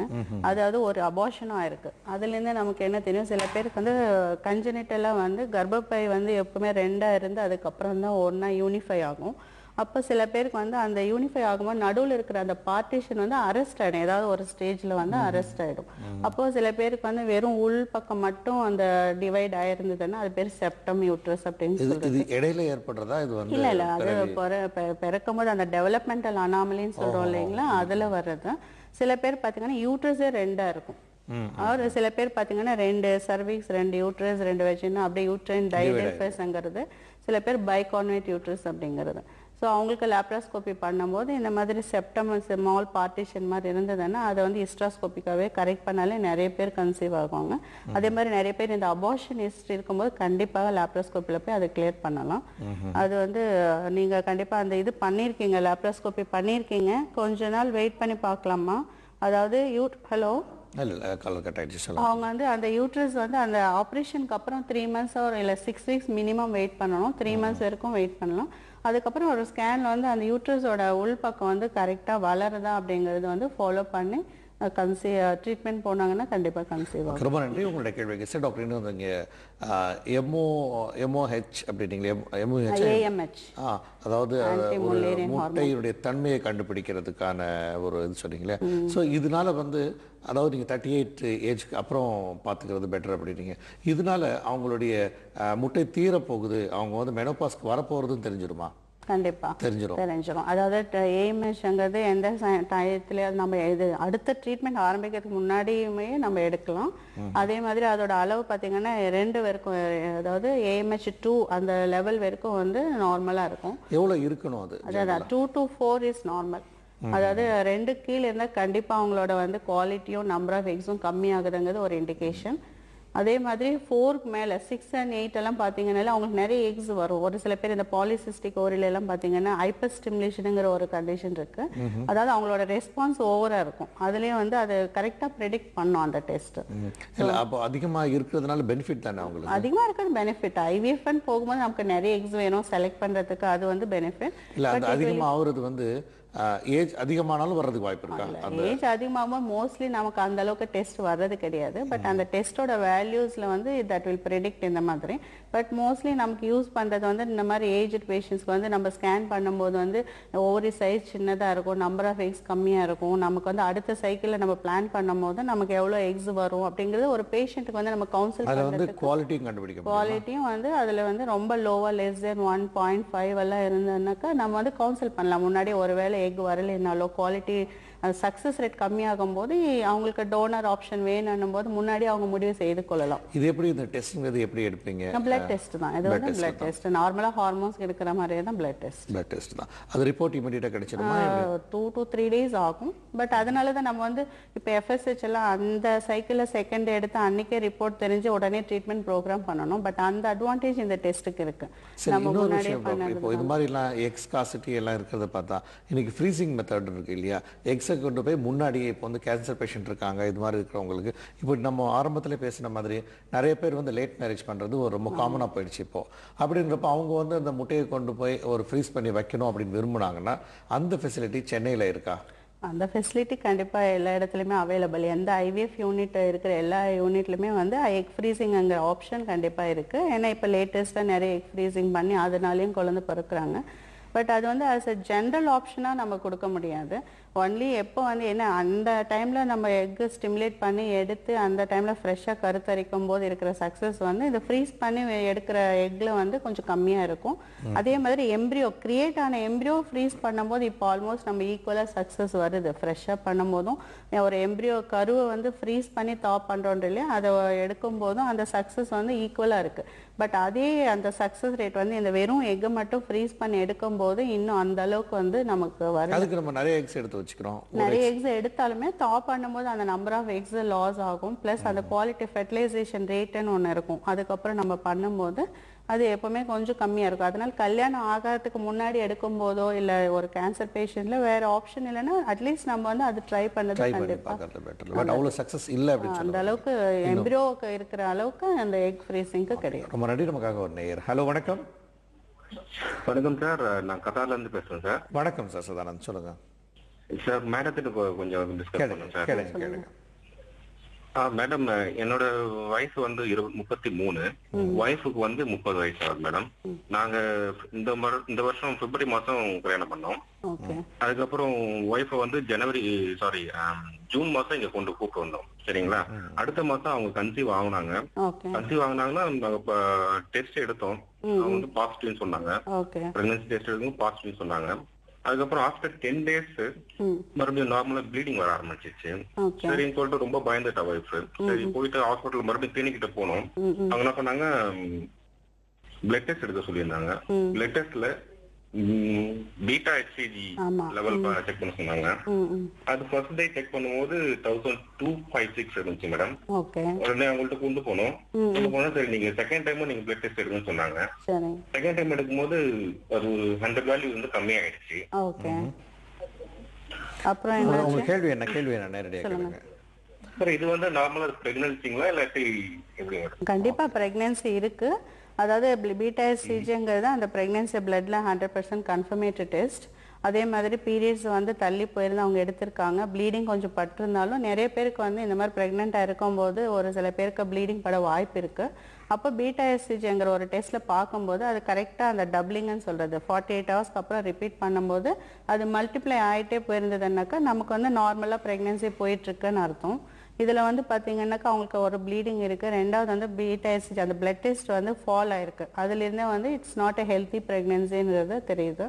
ஸோ அந்த மாதிரி சுச்சுவேஷன்ல ரெண்டு நம்ம ஃபாலோ பண்ணணும். ஒன்று கர்ப்பம் டியூப்ல எங்காவது இருக்கா, அதாவது எக்டோபிக் பிரெக்னன்சிங்கிறது சில பேருக்கு கர்ப்பப்பையில இல்லாமல் சைடில் டியூப்ல எங்காவது இருக்கும். ஸோ அவங்களுக்கு வலியோ மயக்கமோ ஏதாவது அந்த மயங்கி விழுந்துருவாங்க. எங்காவது நின்றுட்டே இருப்பாங்க, சடனாக மயங்கி விழுந்துருவாங்க. சில பேருக்கு வந்து இந்த மாதிரி ப்ளீடிங் கொஞ்சம் கொஞ்சமாக பட்டிருக்கும். அவங்க பீரியட்ஸ் வந்துருச்சுன்னு நினச்சிருப்பாங்க. ஆனால் இந்த பீட்டா ஹெச்சிஜி பார்க்கும்போது கரெக்டாக நமக்கு அந்த இன்க்ரீஸ் இல்லாமல் ஃபால் ஆகலாம். அந்த மாதிரி இருக்கும்போது கண்டிப்பாக ஒரு ஸ்கேன் பண்ணி டாக்டர் கிட்ட போயிட்டு வேற எங்காவது கரு இருக்காங்கிறது அந்த டெஸ்ட்டையும் அதையும் கோரிலேட் பண்ணி கண்டுபிடிக்கணும். அந்த மாதிரி இருந்தால் எமர்ஜென்சி அது உடனே அந்த எக்டோபிக் கர்ப்பப்பையில் இல்லாமல் பிரெக்னன்சி வேற எங்க இருந்தாலும் உடனடியாக அதை வந்து எடுத்து விடணும். ஓகே, ரொம்ப நன்றி சார் உங்களுடைய கேள்விக்கு. சார் டாக்டர், அதாவது ரெண்டு விஷயங்கள் இதில் முரண்பாடாக சம்டைம்ஸ் தெரியும். எப்படின்னா சில டைம்ஸ் நீங்கள் என்ன சொல்லுவீங்கன்னா அந்த 1 drop பார்த்துட்டா கூட அது மேபி அது வந்து அபார்ஷனாக கூட இருக்கலாம். பட் சில நேரங்களில் இப்போ நீங்கள் சொன்னீங்க கரு இருக்கு பட் வந்து அதில் நார்மல் ப்ரெக்னன்சி அப்படிங்கிற மாதிரி வருது இல்லையா? இது ஏன் வந்து இப்போ கன்ஃபார்ம் ஆனதுக்கு அப்புறமும் பிளட் வர்றதுக்கு காரணம் என்ன? சில பேருக்கு வந்து பாத்தீங்கன்னா அந்த யூட்ரஸோட லைனிங்ன்றது எண்டோமெட்ரியம்னு சொல்றது. அது வந்து கரு தங்கும் போது அந்த இம்ப்ளான்டேஷன் நடக்கும். அதாவது கரு வந்து ஒட்டினதுக்கு அப்புறம் சில பேருக்கு வந்து அந்த சப்போர்ட் ஹார்மோனல் சப்போர்ட் ப்ராப்பரா இல்லைன்னா கூட அதுல இருந்து கொஞ்சம் கொஞ்சம் ப்ளீடிங் வர வாய்ப்புகள் இருக்கு. நிறைய பேர் வந்து இப்ப நம்ம ட்ரக்ஸ் ட்ரீட்மெண்ட்ல இருக்கிறவங்களுக்கு எல்லாம் பாத்தீங்கன்னா அந்த கரு உள்ள வச்சதுக்கு அப்புறம் கண்டிப்பாக அந்த லூட்டியல் ஃபேஸ்ங்கிறது பின்னாடி வர அந்த 14 நாட்கள் வந்து நம்ம கண்டிப்பாக மருந்து சப்போர்ட் கொடுக்கணும். ப்ரொஜெஸ்ட்ரான்ங்கிற ஒரு ஹார்மோன் சப்போர்ட் வந்து ரொம்ப முக்கியமான ஒன்று. அதெல்லாம் சப்போர்ட் கொடுக்கும்போது ஒருவேளை பற்றாக்குறைனாலோ அந்த ஹார்மோன் சப்போர்ட் கம்மியாக இருக்கிறதுனாலோ இல்லை யூட்ரஸில் வந்து சில பேர் அன்டயக்னோஸ்டாக ஒரு பாலிப்போ அசோசியேட்டடாக பார்த்தீங்கன்னா ஒரு சில ஃபைப்ராய்டாக இருந்தால் கூட இந்த மாதிரி ப்ளீடிங் பட வாய்ப்பு இருக்கிறது. அதே மாதிரி கொஞ்சம் லேட் ப்ரெக்னன்சியில் அந்த மாதிரி இருக்கும்போது ஸ்கேனில் பார்த்து பேபி நல்லா இருக்கு, ஹார்ட் பீட் ஓகேவா இருக்குன்னா we don't need to worry. கொஞ்சம் டோகோலைட்டிக்ஸ்னு சில ட்ரக்ஸ் இருக்கு, நம்ம ஸ்டார்ட் பண்ணோம்னா யூட்ரஸ் ரிலாக்ஸ் ஆக ஆரம்பிச்சதுனாக்கா அந்த ப்ளீடிங் வந்து ஸ்டாப் ஆயிடும். ஸோ எதுவாக இருந்தாலும் போய் செக் பண்ணிடுறது கண்டிப்பாக ப்ரெக்னன்சி ஃபர்ஸ்ட் நார்மலா இருக்கான்னு செக் பண்ணிக்கணும். அதுக்கப்புறம் சில பேருக்கு வந்து இந்த மாதிரி 1 drop 2 drop அப்பப்போ ப்ளீடிங் வர்றது வந்து கண்டிப்பா மேனேஜ் செய்ய முடியும். ஓகே, ஹலோ வணக்கம். ராம்தான் சார் பாத்துன்னு இருக்கேன். சொல்லுங்க சார், சொல்லுங்க. சந்தோஷம். என் பேர் ராஜேஷ். சொல்லுங்க ராஜேஷ். எனக்கு இப்ப நீங்க ராஜேஷ் ஒரு நிமிஷம் ராஜேஷ், உங்க வீட்டு டிவி வால்யூமை மியூட்ல போட்டு கேள்வி கேளுங்க. சொல்லுங்க. போட்டேன் சார். இப்போ உங்க டிவி இந்த டாக்டர் ஒருத்தவங்க பேசிட்டு இருக்காங்கல்ல சார்? ஆமாங்க. அந்த இது வந்து எனக்கு அவங்க சொன்ன மாரி ஒரு ப்ராப்ளம் இருக்கு. அவங்க சொன்னாங்க நின்றுமே இருக்கும்போது கீழே விழுந்துருவாங்க அப்படின்னு அவங்க சொன்னாங்க. அந்த ப்ராப்ளம் எனக்கு இருக்கு சார். இல்லைங்க, அவங்க சொன்னது வந்து ப்ரெக்னென்சி, அதாவது பெண்களுக்கு, அதாவது அவங்களுடைய குழந்தை பிறப்பு ப்ரெக்னென்சியாக இருக்கும் அவங்களுக்கு ஏற்படுற பிரச்சனைகளால் சொன்னது. இது ஜென்ரலாக எல்லாருக்குமே சொன்னது கிடையாது. சரிங்களா? நீங்கள் இதை பற்றி கவலைப்பட்டுக்க தேவையில்லை. இது வந்து பெண்களுக்கான குழந்தை பிறப்பின்மையை பற்றிய ஒரு நிகழ்ச்சி. ஸோ அதில் அவங்களுக்கு ஏற்படும் போது அந்த மாதிரி சூழ்நிலை வரும்னு சொன்னாங்க. ரொம்ப நன்றி உங்களுடைய கேள்விக்கு. சரி டாக்டர், இன்னொரு விஷயம், அதாவது இன்னும் அந்த நீங்கள் பேசுகிறப்ப சொல்லிட்டு இருந்தீங்க, அந்த கருத்தடை மாத்திரைகள் எடுக்கிறதுனால கூட அந்த பிரச்சனைகள் ஒரு வர்றதுக்கு வாய்ப்புகள் இருக்குது. அதிகமான கருத்தடை மாத்திரை எடுக்கிறதுனால எந்த விதமான பாதிப்பு ஏற்படும்? கருத்தடை மாத்திரைகள்னால நிறைய பாதிப்புங்கிறதோட அட்வான்டேஜஸும் இருக்கு. நம்ம எதுக்காக சொல்றோம்னா, இப்போ நீங்க சொன்னீங்களே கர்ப்பப்பையில இதுவும் ஒரு காரணமாக இருக்கும்னு கொஞ்ச நேரத்துக்கு முன்னாடி பேசும்போது சொன்னீங்க. அந்த நம்ம வந்து கான்ட்ராசெப்டிவ் இருக்கிறதுனால கூட அந்த ஹார்மோன் சேஞ்சஸ் வந்து சில பேருக்கு ப்ரீவியஸ்லி நம்ம வந்து கான்ட்ராசெப்டிவ் டேப்லெட் போட்டுட்டே இருந்தோம்னா நமக்கு வந்து நம்ம அந்த ஹார்மோன் செக் பண்ணும்போது அடுத்த சைக்கிள்ஸில் வந்து ஹார்மோன்ஸ் அதிகமாக இருக்கும். அகெயின் முட்டை வர்றதும் வந்து கொஞ்சம் கம்மியாயிடும். ஸோ ஒரு ஏஜுக்கு அப்புறம் பார்த்தீங்கன்னா நிறைய கர்ப்பத்தடை மாத்திரை இந்த மாதிரி சில பேர் பீரியட்ஸ் மட்டும் ரெகுலராக வந்தால் போதும் அப்படின்றதுக்காக இந்த கர்ப்பத்தடை மாத்திரையும் யூஸ் பண்ணுவாங்க. அந்த மாதிரி இருக்கும்போது ஆல்ரெடி அவங்க ஹார்மோன்ஸ் வந்து சப்ரஸ்டு கொஞ்சம் லோ லெவலில் தான் இருக்கும். நம்ம இன்னும் கொஞ்சம் ஹார்மோன்ஸ் வந்து பயங்கர சப்ரஸ் பண்ணும்போது நம்ம ஸ்டிமுலேட் பண்ணும்போது நமக்கு நம்பர் ஆஃப் எக்ஸும் கம்மியாக இருக்கும், ரெஸ்பான்ஸும் கம்மியாக இருக்கும். அவங்களுக்கு நிறைய இன்ஜெக்ஷன் போட வேண்டிய அவசியம் இருக்கும். மற்றபடி கர்ப்பத்தடை மாத்திரைகள் வந்து சில ஃபைப்ராய்ட் குழந்தை பேர் வேணுன்றவங்களுக்கு நிறைய யூஸ் பண்ணக்கூடாது. அதாவது அது நார்மலாக குழந்தை பேர் முடிஞ்சதுக்கு அப்புறம் வந்து கர்ப்பத்தடை மாத்திரை யூஸ் பண்ணனால எந்த தப்பு. இப்போ நீங்க இதுக்கெல்லாம் பயன்படுத்துறீங்க அப்படின்னா பிசிஓடி ஃபைப்ராய்ட்ஸ் இருக்கிறவங்களுக்கு அந்த LH ஹார்மோன் அதிகமாக இருந்தால் மட்டும் 2 or 3 சைக்கிள்ஸ் நம்ம அதை குறைக்கிறதுக்காக மட்டும்தான் கொடுக்குறோம். ரெண்டாவது வந்து இந்த மாதிரி ஃபைப்ராய்ட்ஸ், எண்டோமெட்ரியோசிஸ் இந்த மாதிரி பேஷண்ட்ஸ்க்கெல்லாம் வந்து நம்ம வந்து மினிமலாக ட்ரீட்மெண்ட் கொடுக்கணும்னா கான்ட்ராசெப்டிவ் டேப்லெட்ஸ் வந்து ஒரு 3 months to 6 months நம்ம கொடுக்கலாம். ஸோ அது அதிகமாக அவங்களே ஃபாலோ பண்ணாங்கன்னா எந்த விதமான பிரச்சனைகள் அதிகமாக நம்ம ஒரு 3 months to 6 months மேலே யூஸ் பண்ணக்கூடாது. ஏன்னா கர்ப்பத்தடை வந்து அந்த பர்பஸ்க்கு மட்டும் யூஸ் பண்ணால் எதுவும் பிரச்சனை இல்லை. பட் வேற காரணங்களுக்கு யூஸ் பண்ணும்போது நம்ம வந்து 3 months to 6 months நம்ம ரெஸ்ட்ரிக்ட் பண்றது ரொம்ப நல்லது. நிச்சயமா டாக்டர். அப்புறம் இன்னொரு இந்த குழந்தை பிறக்காததுக்கு அந்த ஃபெலோப்பியன் டியூப்ல வந்து பிளாக்ஸ் வருது இல்லைங்களா? ஸோ இப்போ வந்து 2 டியூப்லையுமே பிளாக் இருக்கிறது ஒரு விஷயங்கள், சில பேருக்கு ஒரே ஒரு டியூப்ல மட்டும் பிளாக் இருக்கும். ஸோ அந்த மாதிரி பிளாக்கேஜ் ஒரு டியூப்ல மட்டும் ஆயிருக்கு அப்படின்னோம்னா அதை அப்படியே விட்டுட்டோம்னா அட்லீஸ்ட் இன்னொரு டியூப்பை பயன்படுத்திட்டு குழந்தை பிறந்துடும். அதனால இது ட்ரீட்மெண்ட் எடுக்காம சில பேர் இருக்கிறாங்க. அது எவ்வளவு விதத்துக்கு சரியான ஒரு விஷயம்? இது வந்து மிகவும் இன்ட்ரெஸ்டிங்கான சப்ஜெக்ட். ஏன்னா வந்து ஃபர்ஸ்ட் டெஸ்ட் பேபி கண்டுபிடிச்சதே இந்த டியூப் ஃபேக்டருக்காக தான். லூயி பிரவுன் நடந்ததே இந்த IVF வந்து டெஸ்ட் பேபி அந்த டியூபல் பிளாக்கு அதுக்கப்புறம் பண்ண ட்ரீட்மெண்ட்னால தான். நம்ம டியூப் பிளாக் வந்து அவர் சொன்ன மாதிரி வந்து 2 டியூப் இருக்கு நமக்கு. ஒரு டியூப் சில பேருக்கு ஒரு பிளாக்காக இருக்கும், ஒரு டியூப் நார்மலாக இருக்கும். அதில் வந்து ஆல்மோஸ்ட் 50% நிறைய பேர் கன்சீவ் ஆகும். அது என்னென்ன 2 காரணம், எதுக்காக அந்த டியூப் பிளாக்காக இருக்குன்னு ஃபர்ஸ்ட் காரணம் நமக்கு தெரியணும். ஒரு சில பேர் பார்த்தீங்கன்னா இந்த மாதிரி நான் சொன்னேன் இல்லையா, கர்ப்பம் ஒருவேளை டியூப்ல இருந்து ஒருவேளை அந்த டியூப் எடுத்திருக்கலாம். இல்லைன்னா வந்து சில பேருக்கு இன்ஃபெக்ஷனால டியூப் பிளாக் ஆயிருந்திருக்கலாம். இல்லை சில பேருக்கு வந்து டியூபர்குலோசிஸ், ஜெனிட்டல் டியூபர்குலோசிஸ்ன்னு சொல்லணும் இல்லையா, அந்த காசு அதனால வந்து டியூப் பிளாக் இருந்திருக்கும். இந்த மாதிரி காரணங்களா இருக்கும்போது ஒரு டியூப் இன்ஃபெக்ஷன் இருந்தாலும் அகைன் அடுத்த டியூபுக்கும் வந்து அந்த இன்ஃபெக்ஷன் ஸ்ப்ரெட் ஆகிறதுக்கு சான்சஸ் நிறைய வாய்ப்புகள் இருக்கு. இது வந்து இன்ஃபெக்ஷன்ல நீங்க சொல்றீங்க. பை பர்த்தாவே பிளாக் ஆகுதுன்னா பை பர்த்தா பிளாக் இருக்கிறதுக்கு அந்த அளவுக்கு, அதாவது அட்ரிஷன் சொல்ல யூட்ரஸும் இந்த டியூப் ஒரு சைடு மட்டும் இருக்கும். ஒரு சில பேருக்கு பை பர்த் வந்து ஒரு சைடு ஆப்சென்ட்டாவே இருக்கும். அந்த மாதிரி இருக்கிறவங்களுக்கு இந்த ஒரு இதுல கன்சீவ் ஆகிறதுக்கு வாய்ப்புகள் இருக்கு. நம்ம இப்போ ஒரு டியூப் பிளாக் இன்ஃபெக்ஷன் தான் மேக்ஸிமம் ரீசன்ஸ்ன்னு பாத்தீங்கன்னா டியூப்ல வந்து இன்ஃபெக்ஷனால தான் பிளாக் ஆகும். அந்த மாதிரி பிளாக் இருந்தாலும் போய் நம்ம எடுத்துக்கிறது நல்லது. லாப்ரோஸ்கோபி மூலமா ஈவன் நம்ம ஏதாவது ஒரு PCO ட்ரில்லிங்காகவோ வேற ரீசனுக்காகவோ நம்ம லாப்ரோஸ்கோபி பண்ணும்போது ஒரே டியூப் பிளாக்காக இருந்தாலும் அதை இப்பெல்லாம் வந்து கார்னுவல் கேனுலேஷன் சொல்றேன், ஹிஸ்ட்ரோஸ்கோபி மூலமாக போய் அந்த பிளாக்கை ரிமூவ் பண்ணலாம். அந்த இன்னொரு டியூப் வந்து நார்மலாக இருக்கா இல்லைன்றதை அதையும் நம்ம செக் பண்ணிக்கணும்.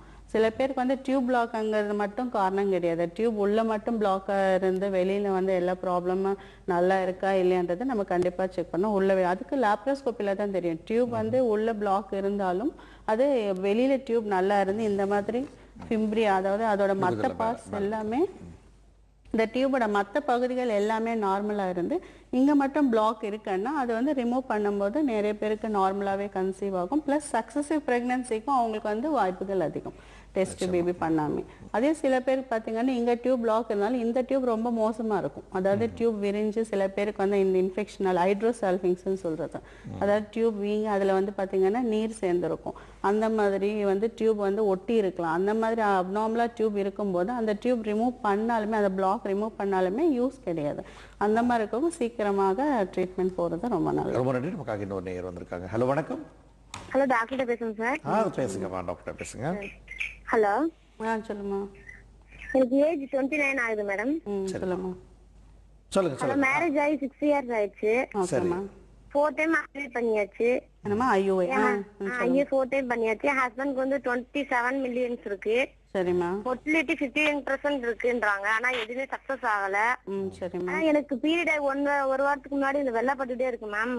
சரிமா. இதுக்காக கேட்கணும். ஆனா 1 மந்த் இருக்கிற மாதிரி ஒரு மாதிரி ஃபீலிங்காவே இருக்கு. கம்ஃபர்டபுளாவே இருக்க முடியல. ஓகேமா. ஃபேமிலி லைஃப் இருந்ததுக்கு அப்புறத்துல இருந்து அப்படி இருக்கு. சரிமா.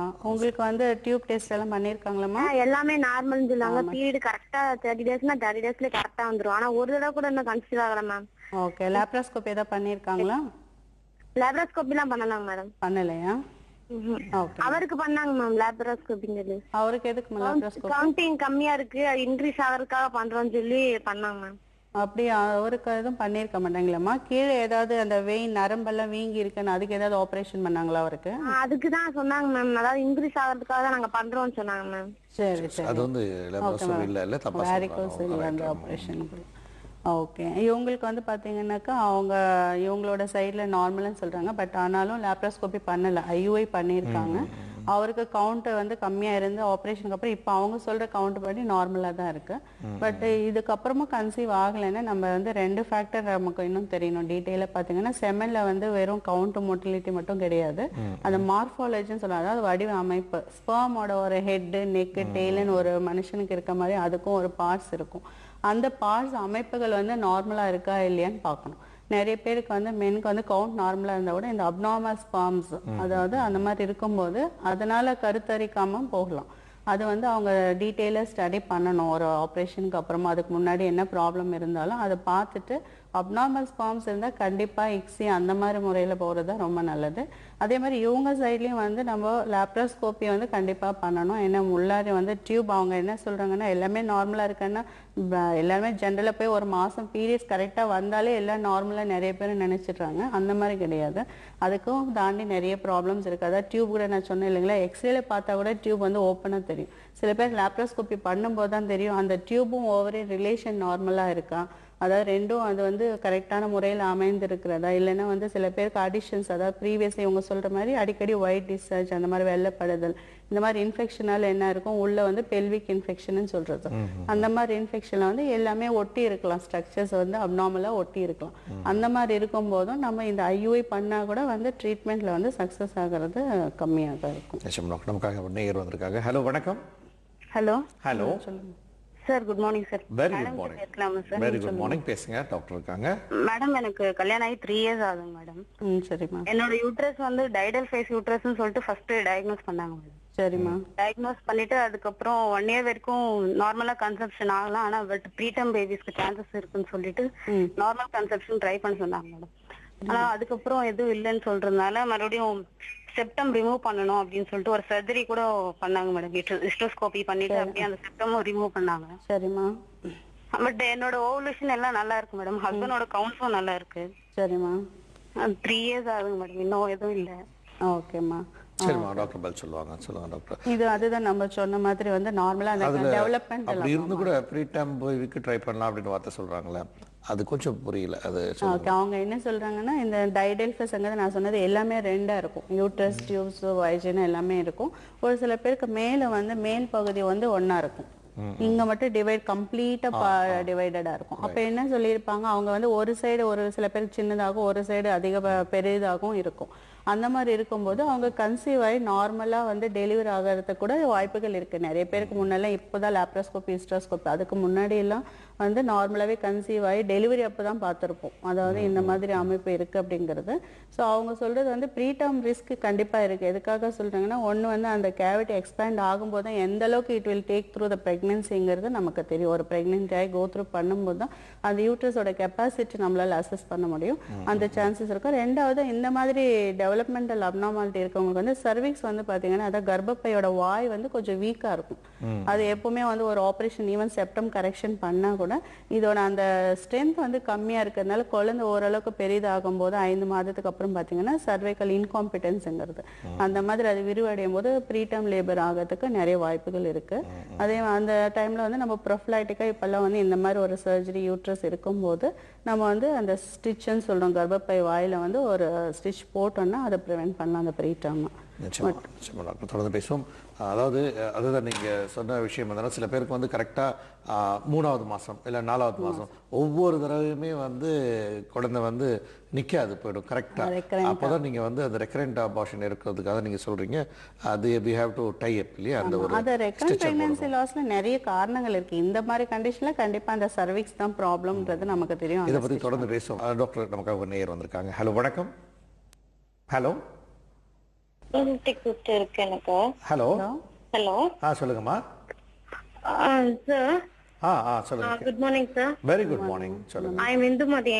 என் பேர் இந்துமதி சார். சொல்லுங்கம்மா இந்து. டாக்டர் கிட்ட கொஞ்சம் பேச.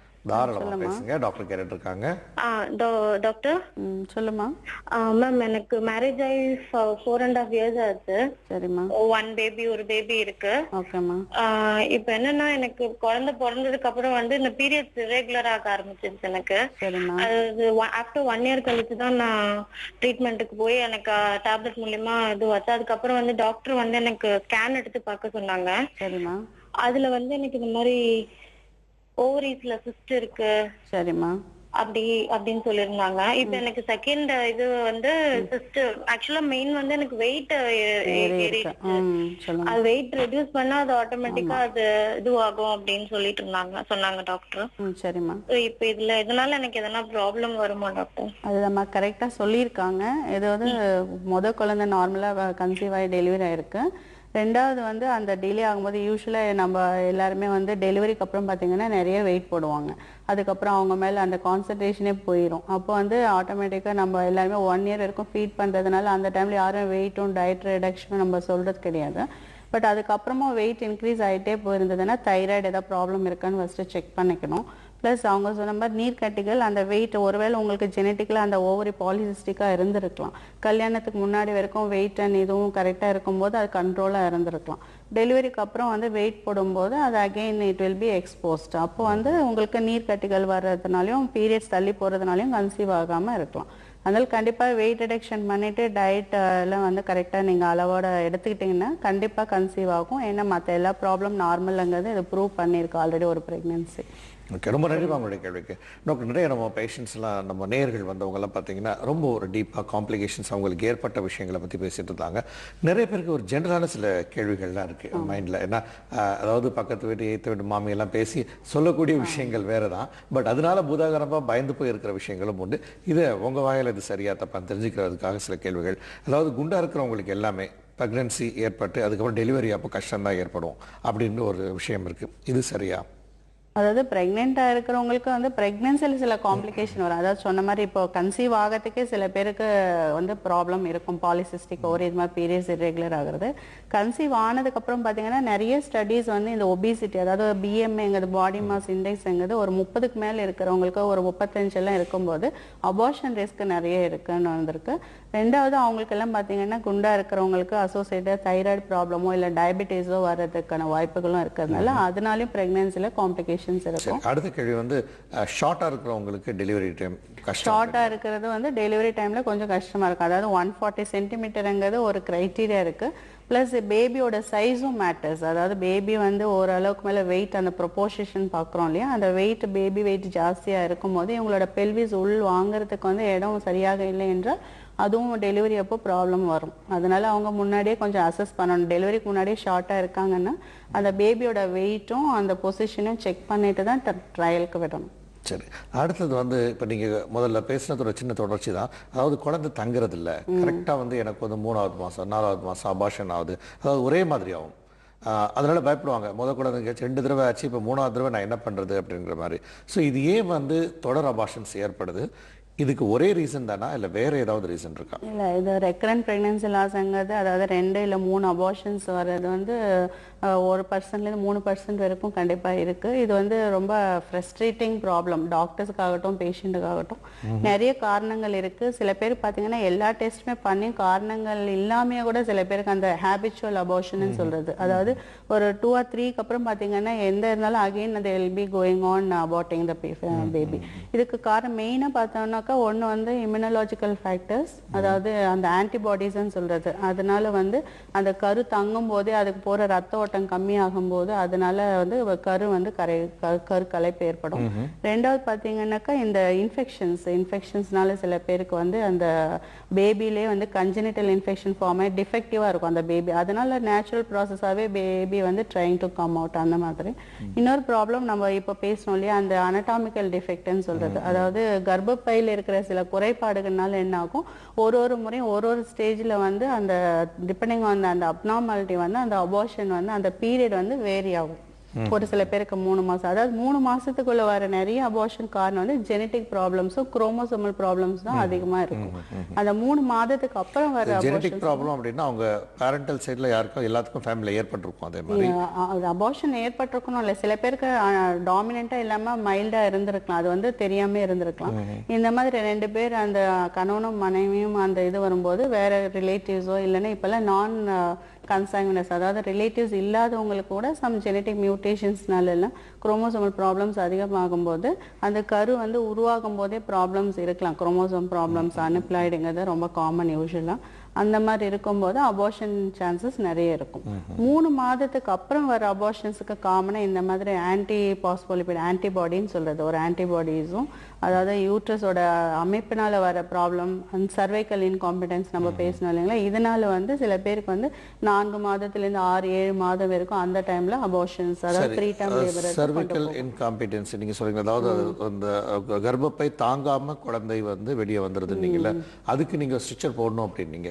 சரி, ஒரு தடவை ஒரு குழந்தை வந்து இது மாதிரி இருக்கும்போது 2 தடவை ஏற்பட்டிருக்கு, அதை தெரிஞ்சுட்டு 3வது தடவை வந்து நம்ம வந்து ஸ்டிச்சர் போட்டுட்டோம். சரி, அதுக்கப்புறம் குழந்தை நல்லா பிறந்துருச்சு. அதுக்கப்புறம் பிறக்கிற குழந்தைக்கு இந்த போட்ட ஸ்டிச்சரே அப்படியே வச்சுக்கிட்டு நமக்கு வந்து அடுத்த குழந்தை சரியா பிறக்கும்னு சொல்ல முடியுமா, இல்ல மறுபடியும் அடுத்த தடவை ஏதாவது இது மாதிரி செய்ய வேண்டியதா? ஸ்டிச்சிங்கிறது வந்து நம்ம வந்து ஃபர்ஸ்ட் 3 மாசம் குழந்தை கிராஸ் ஆனதுக்கு அப்புறம் தான் பேபிக்கு எல்லாமே நார்மலா இருக்கான்னு பார்த்ததுக்கு அப்புறம் தான் இந்த யூட்ரஸ்ல வந்து நம்ம ஸ்டிச் போடுவோம். அது போட்டாலும் வந்து டெலிவரிக்கு முன்னாடி, அதாவது 9வது மாசத்துல ரிமூவ் பண்ணிடுவோம். அது அந்த ஸ்டிச் எடுத்துட்டு அவங்க நார்மலா டெலிவரி ஆகுது, அடுத்த குழந்தைக்கு இது மாதிரி திரும்ப போடணும். அந்த மாதிரி அதாவது ப்ரூவன் சர்வைக்கல் இன்காம்பிடன்ஸ் இருந்ததுன்னா, அதாவது ஸ்கேன்லேயே பார்த்துருப்போம் அந்த லென்த் ஆஃப் த சர்விக்ஸ் எவ்வளோ இருக்கு, அதோட டயமீட்டர், அதாவது அந்த வட்டம் எந்த அளவுக்கு விரிஞ்சிருக்கு, அதெல்லாம் அசஸ் பண்ணி தான் அந்த ஸ்டிச் வந்து போடுவோம். இல்ல ஒருவேளை 2வது குழந்தை வந்து கொஞ்சம் வெயிட் கம்மியா இருந்து சின்ன சைஸா இருந்துச்சு, வெயிட்டுக்கும் அதுக்கும் இல்ல நிறைய பேருக்கு நீங்க சொல்லுவீங்க இல்லையா, அதாவது குழந்தையோட வெயிட் தாங்காம அந்த கர்ப்பப்பை வந்து தாங்குறது இல்லை அப்படிங்கிறீங்கல்ல, ஒருவேளை லெஸ் வெயிட்டான குழந்தை இது வரைக்கும் இருக்கு அப்படி ப்ரீடம் பேபியா ஆயிடுது அப்படின்னா அப்போ உங்களுக்கு தையல் போட தேவையில்லை. லெஸ் வெயிட் பேபியானாலே அந்த பேபிலையும் ஏதாவது ப்ராப்ளம் இருக்கா, ஏன் பேபியோட க்ரோத்தும் வந்து கம்மியா இருக்கும் போதே பேபியில் ஏதாவது ப்ராப்ளம் இருக்கான்னு நம்ம ஃபர்ஸ்ட் செக் பண்ணிக்கணும், அதுக்கப்புறம் தான் இது போட முடியும். அதனால இது வந்து ஒரு சிம்பிள் ப்ரொசீஜர், அது பண்றதுனால எந்த தப்பும் கிடையாது. அதுக்கப்புறம் ப்ரொஃபிலாக்டிக்காவும் இப்பெல்லாம் ட்வின்ஸ் இந்த மாதிரி ட்ரீட்மெண்ட்ல கன்சீவ் ஆகும்போது ட்வின்ஸ் எல்லாம் இருக்காங்க, நிறைய பேருக்கு செப்டம் இந்த மாதிரி ஆப்ரேஷன்ஸ் எல்லாம் பண்ணதுக்கு அப்புறம் நம்ம கன்சீவ் ஆகுறாங்க. அப்போ ட்வின்ஸ் எல்லாம் இருக்கும்போது ஒரு ஸ்டேஜுக்கு அப்புறம் பார்த்தீங்கன்னா அவங்களுக்கு அந்த சான்சஸ் கொஞ்சம் நிறைய இருக்கு. அந்த 3வது மாதம் முடியும் போதே நம்ம அந்த ஸ்கேன் பண்ணும்போதே அந்த shortening of the cervix length வந்து கம்மியா இருந்ததுன்னா கொஞ்சம் முன்னாடியே அந்த ஸ்டிச் போடுறது வந்து கொஞ்சம் அட்வைசபிள். சரி டாக்டர், இன்னொரு விஷயம் விஷயம் இந்த பாலிசிஸ்டிக் பிசிஓடிஸ்க்கு வந்து பண்ணக்கூடிய அந்த எண்டோஸ்கோபிக்கல் சர்ஜரி, அந்த நீங்கள் ஹோல் போட்டு விடுறது, இந்த மாதிரி அதிகமாக அந்த ஸ்கேனிங் விஷயங்கள் பண்ணும்போது நம்ம முட்டைப்பையை பாதிக்கும் அப்படின்னு சொல்கிறாங்க இல்லையா, அது எவ்வளோ தூரத்துக்கு உண்மை? அதனால் அதிகமாக அந்த மாதிரி ட்ரீட்மெண்ட்ஸ்க்கு போகக்கூடாது அப்படிங்கிற ஒரு கன்செப்ஷனும் இருக்குது. இல்லை, அது வந்து எல்லா ப்ரொசீஜருக்குமே ஒரு லிமிட்டேஷன் ஒன்று இருக்குது. எல்லாருக்குமே லேப்ரோஸ்கோப்பி போய் பண்ணணும்னு கிடையாது. ஃபர்ஸ்ட் ஆஃப் ஆல் வந்து நம்ம அந்த பிசிஓடிக்காக லேப்ரோஸ்கோப்பி வந்து இமீடியட் ஆன்சர் கிடையாது. நம்ம இனிஷியலாக வெயிட் ரிடக்ஷன், நான் சொன்ன மாதிரி டயட், இதில் நிறைய பேருக்கு வந்து ஓவலேஷன் நடந்துடும். நமக்கு வந்து லேப்ரோஸ்கோப்பிங்கிறது வந்து லாஸ்ட் ஆப்ஷன். அதை மெடிசனும் கொடுத்து ரெஸ்பாண்ட் ஆகலை. எவ்ரி மந்த் தே ரெக்வயர் மோர் மெடிசன்ஸ். அதாவது ஒவ்வொரு முறை இன்ஜெக்ஷன்ஸ் காஸ்ட் இதெல்லாம் கால்குலேட் பண்ணும்போது அதை விட வந்து ஒரு லேப்ரோஸ்கோப்பில் போய் நம்ம அந்த ஹோல்ஸ் ட்ரில்லிங்னு பண்றோம். அந்த ட்ரில்லிங் பண்ணும்போது வந்து we should be very careful. ஏன்னா வந்து ஓவர் எந்தூசியாஸ்டிக்கா வந்து நிறைய நம்ம ட்ரில் பண்ணும்போதோ இல்லை ஓவரி டேமேஜ் பண்ணிட்டோம்னா அந்த காட்ரிங்கிறத யூஸ் பண்ணும்போது ஓவர் விகரஸாக நிறைய, அதாவது 4 to 6 அந்த அளவுக்கு தான் நம்ம அந்த பங்க்சர் பண்ணணும் நம்பர்ஸ். அதுக்கு மேலேயும் நம்ம வந்து ஒவ்வொரு பெருசாக இருக்குது, இந்த பேஷண்ட்ஸ்க்கு ரெஸ்பான்ஸே வரமாட்டேங்குது, நிறைய பேர் பார்த்தீங்கன்னா நிறைய ட்ரில்லிங் பண்ணிட்டு வந்தோன்னா ஓவரியோட அவுட்டர் கவரிங் எல்லாம் டெஸ்ட்ராய் பண்ணிடும். யூஸ்வலாக ஓவரியோட உள்ள பகுதி ஸ்ட்ரோமான்னு சொல்கிற அந்த பகுதியை தான் நம்ம போய் டெஸ்ட்ராய் பண்ணணும். அந்த மாதிரி பண்ணாலும் நமக்கு அது வந்து டேஞ்சரஸ் தான். அதனால சரியாக எல்லாமே கரெக்டாக பண்ணால் ஒன்றும் ப்ராப்ளம் கிடையாது. சரி, நீங்கள் இன்னொன்று சொன்னீங்க, டியூபோக்ளோசிஸ் வந்து அந்த இதில் நம்ம வந்து டியூப்ல வந்துடுது அப்படின்னீங்கல்ல, அது ஒன்ஸ் கியூர் பண்ணிட்டா மறுபடியும் டியூபோக்ளோசிஸ் இன்ஃபெக்ஷியஸ் டிசீசஸ் ரொம்ப பரவக்கூடிய, அங்கேருந்து எங்கே வேணால் போகிறதுக்கு வாய்ப்புகள் இருக்குங்கிறப்போ அதை வந்து எடுத்துட்டோம் அப்படின்னோம்னா அதுக்கப்புறம் ப்ராப்ளமே வராதா? டியூபர்குலோசிஸ் மட்டும் என்னன்னு சொன்னீங்கன்னா அந்த டேமேஜ் வாட் எவர் ஹேப்பன் வந்து அது வந்து அப்படியே தான் இருக்கும். அதை வந்து நம்ம ரெக்கவர் பண்ண முடியாது. அதாவது இது அக்யூட் இன்ஃபெக்ஷன் வந்து கண்டிப்பாக எல்லாருக்குமே அந்த ட்ரீட்மெண்ட் 6 மாதமோ இல்லை 9 மாதமோ அந்த ட்ரீட்மெண்ட் கொடுக்கப்படும். அது கொடுத்து முடித்தாலும் இந்த டியூப் வந்து ரொம்ப ரொம்ப சென்சிட்டிவான ஆர்கன். அந்த ஃபிலோப்பியன் டியூப் வந்து ஒன்ஸ் அந்த டியூபல் டேமேஜ் அதில் போய் இருந்ததுன்னா அதுக்கப்புறம் அது வந்து அகெயின் நார்மல் கொண்டு வராங்கிறது வெரி ரேர் பாசிபிலிட்டி தான். அதனால் டியூப் டேமேஜ் இருக்குது, டியூப் பிளாக் இருக்குது. ஒரு சில பேர் ரொம்ப டியூப் வீங்கி போயிடுச்சுன்னா ஈவன் டெஸ்ட் பேபி பண்ணும்போது கூட அதனால வந்து சக்ஸஸ் கம்மியாக இருக்கும். அந்த மாதிரி டியூபை எடுத்து விடுறது பெட்டர். ஓகே, ரொம்ப நன்றி டாக்டர். நிறைய விஷயங்கள், அதாவது குழந்தை பிறப்பு அப்படிங்கிற பிறப்பின்மைன்னு நம்ம தலைப்பு கொடுத்துருக்கோம். பட் அதே நேரத்தில் வந்து குழந்தை பிறப்பு அப்படிங்கிறது எவ்வளோ ஒரு கஷ்டமான ஒரு விஷயம். ஒரு பெண் அப்படிங்கிறது எவ்வளோ சுமைகளை தாங்குறா, அதில் நிறைய ட்ரீட்மெண்ட்ஸ்க்கு போக வேண்டியது இருக்கும். பட் எல்லாமே நேரத்தில் சரியான முறைகளை சரியான விஷயங்களை கையாண்டால் எல்லாமே நல்லா நடக்கும். எல்லாருக்கும் தீர்வு இருக்குது, நவீன சிகிச்சை முறைகள் இருக்குது அப்படின்னு நம்ம நேயர்களுக்காக சொன்னதுக்கும் எங்கள் ஸ்டுடியோவுக்கு வந்ததுக்கும் சன் தொலைக்காட்சியின் சார்பாக மனமார்ந்த நன்றி. நேயர்களே, இது போன்று மருத்துவம் தொடர்பான உங்கள் சந்தேகங்களை நிவர்த்தி செய்யும் நிகழ்ச்சிகள் தொடர்ந்து கொண்டே இருக்கும். நீங்கள் உங்கள் கேள்வி கணைகளோடு காத்திருங்கள். மீண்டும் சந்திப்போம். உங்களிடமிருந்து விடைபெறுவது உங்கள் அபுல் ஃபைஸ்.